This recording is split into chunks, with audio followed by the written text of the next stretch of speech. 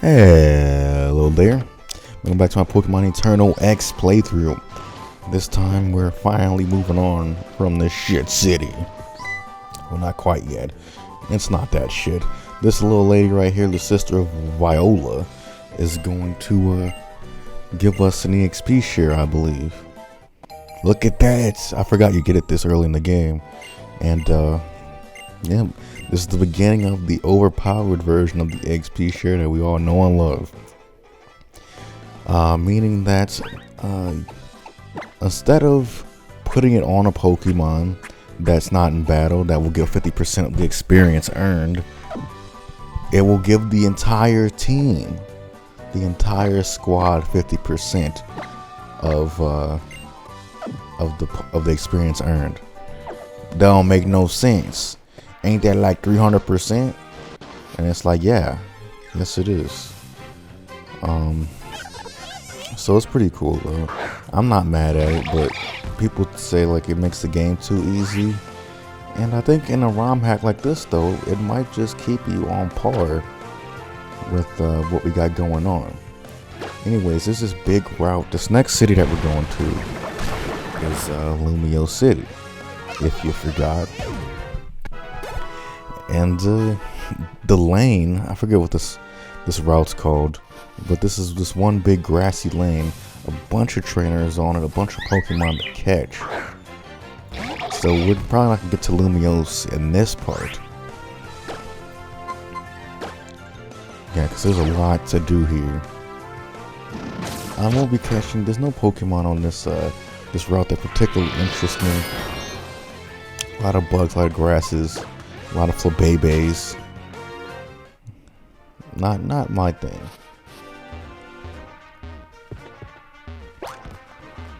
There's a lot of hedge mazes here. Couldn't find a hidden item. Seemed like this place would be a place to put around some hidden items. That's how they get you. That's how they get you. They trick you like that.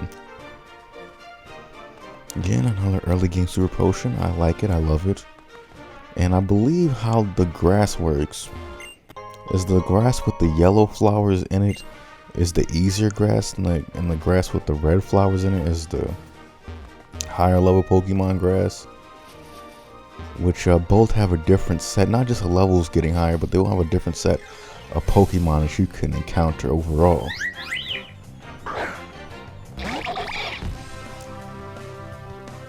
So just a little note for you. Maybe I got it backwards. Maybe yellow's the higher level ones. I don't remember. And here's our first couple of trainers on this route. 2 skaters, but I think we might have passed up a guy. So you can go back on this side, get the items over here.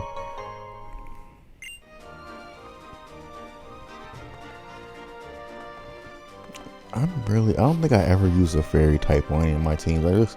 I'm really not a big fan of the type. I mean, obviously, it purely exists to negate Dragon. But I just don't think Dragon needed to be checked, honestly.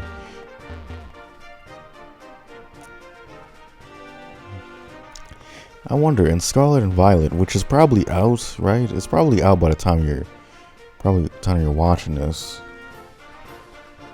Are they adding a type? I really haven't been keeping up with that game. All I know is that it's taking place on the Iberian Peninsula, which means in DLC, Kalos is right there. Kalos and Galar, because you know Kalos is northern France, and Galar is the British Isle that has England, Wales, Scotland on it, and whatnot. So it's that British Isle, the long one. So it's all right there. It's all, you know, just right there in Western Europe. Maybe some of that DLC is going to be us going back to Northern France, back to, you know, the main United Kingdom.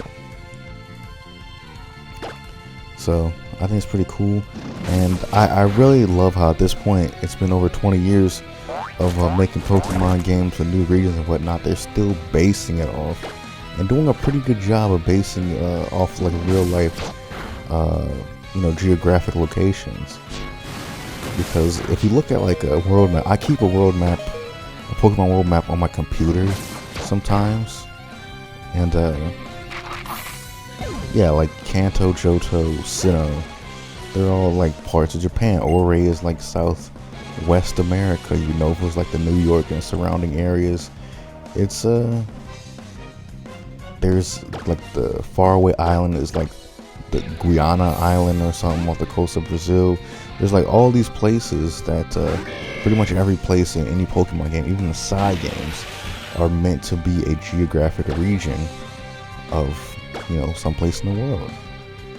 The Ronsai region is like the most like loosely defined one because it's like it's aesthetically meant to be like based on like ancient China, but it's in the shape of an Arceus.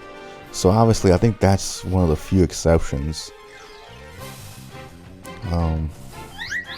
So yeah.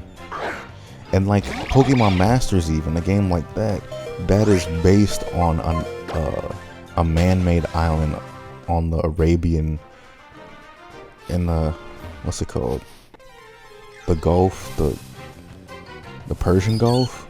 It's off the coast of the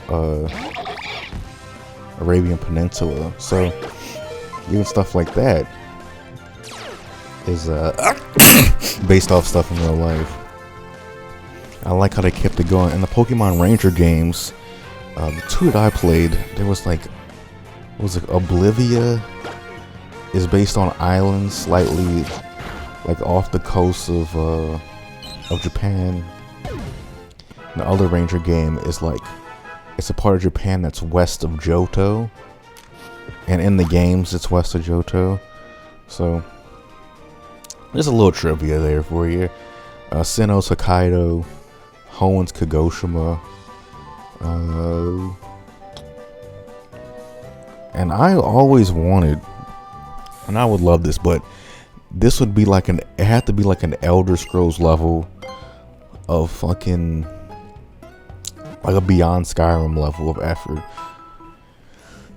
to do this, but to have a Russian region, that's so giant, or at least East Russia, like everything east of the Urals, because even in Kanto they referenced there being a Russian region. That was the Tixi branch thing, and Tixi is in northern Russia.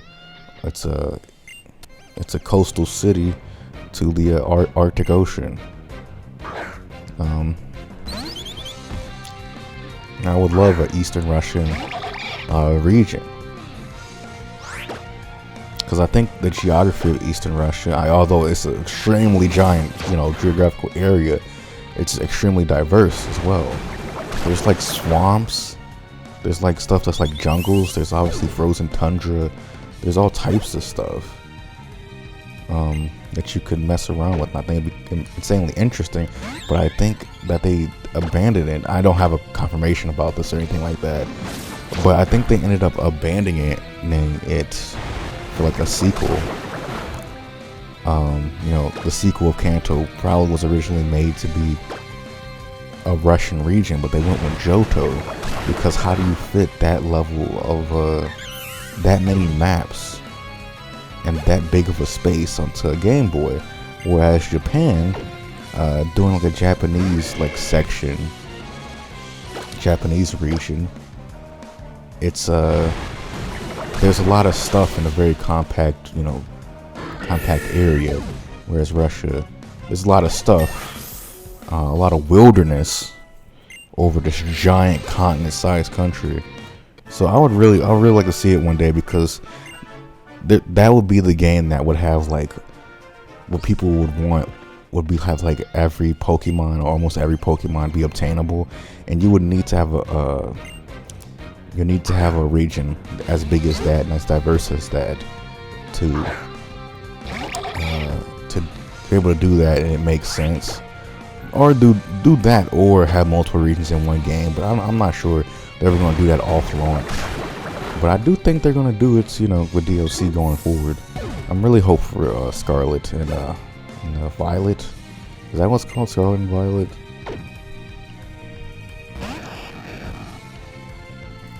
I'm trying to think of the other regions that may have not mentioned before. The Sevi Islands are islands south of Japan. Has there ever been hasn't been an Australia one yet? I think I pretty much talked about all of them. The mystery dungeon games are not like this. I don't know. It's just completely fictionalized. Not even canon in the mainline series, honestly. So,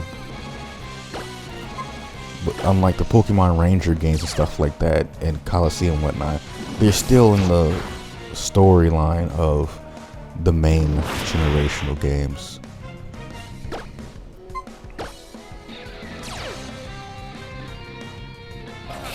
Oh, this guy got a Grovyle here. I haven't really been paying attention to the battles because honestly, there's so many on this road. And I remember playing, like recording the footage for this and being like, I really want to just get to the next town. There's so many battles here, which, you know, you hear what you ask for, I guess. I want a lot of battles with a lot of Pokemon and a lot of strong Pokemon like this Grovyle here. But I end up getting like sort of antsy, sort of anxious.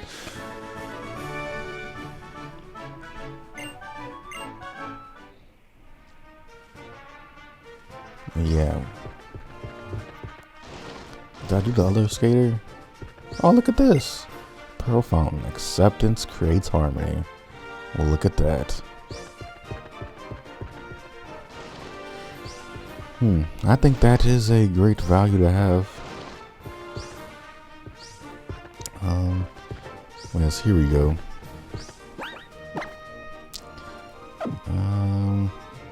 So we got one last push, but this one last push has like 6 trainers in this area.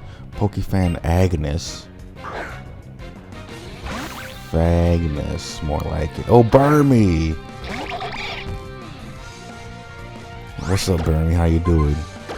Sorry, I'm about to knock you out. Oh, Protect. Get out of here. You just mad because you can't hurt me.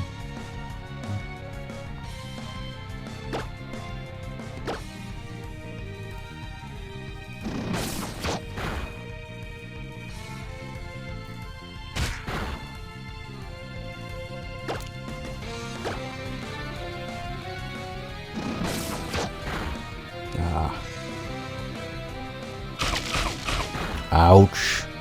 Okay, this Burmy actually could do a little something. That and the combination that I haven't healed.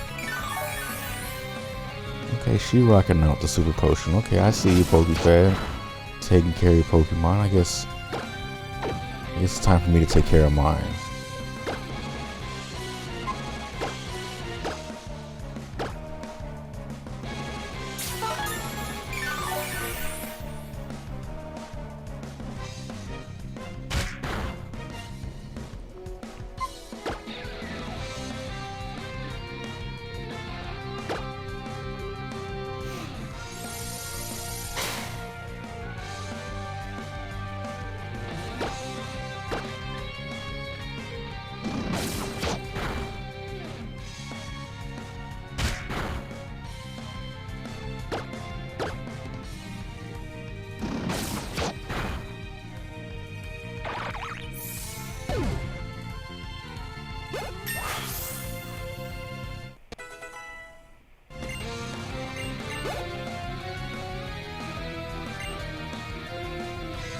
Alright, another Burmy.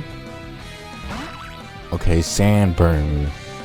A little bit better for me. Let's use that water post. Stop using Protect. Come on. What are you trying to protect yourself from? Because what's coming is inevitable, buddy.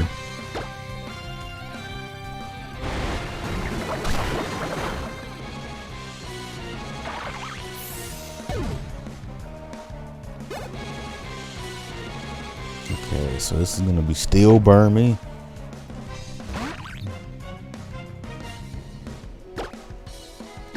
I don't understand what that's that material is supposed to be. When I see this, I don't think steel. I guess it's meant to be like some steel encasing that it developed. And it's like a cocoon.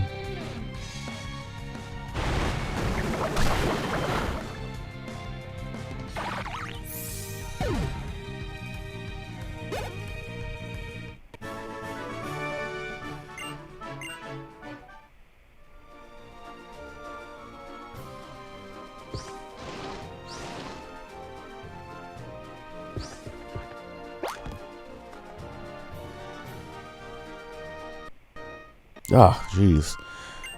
Okay, another preschooler there has the game jumps once again. Hey, Adrian! Well, yeah, the magic card, but it's level 15 if I remember correctly. Level 18. So it knows tackle.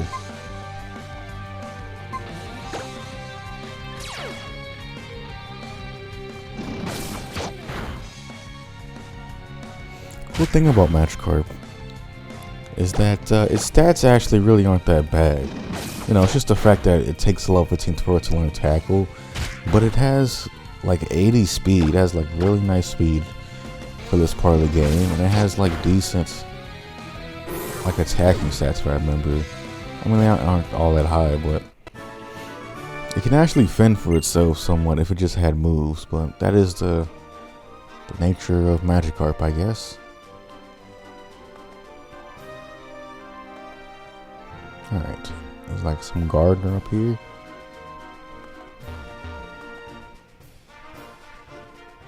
Let's see.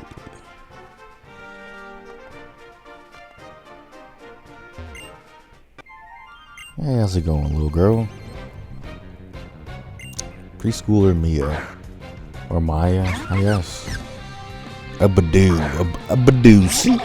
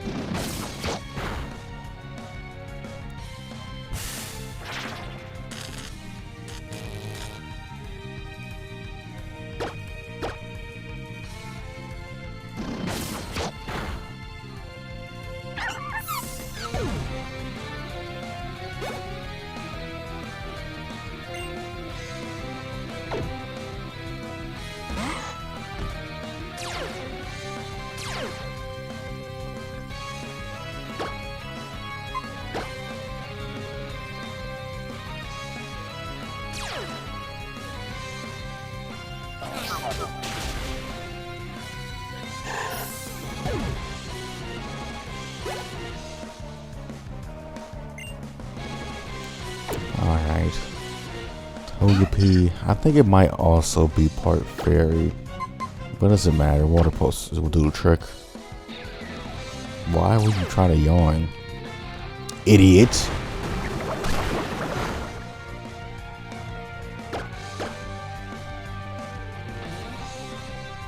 Oh great, that's gonna confuse me.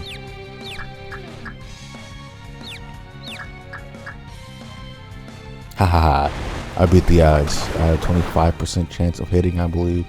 Or maybe they actually messed around with the paralyzation chances in this game. I think they did at some point.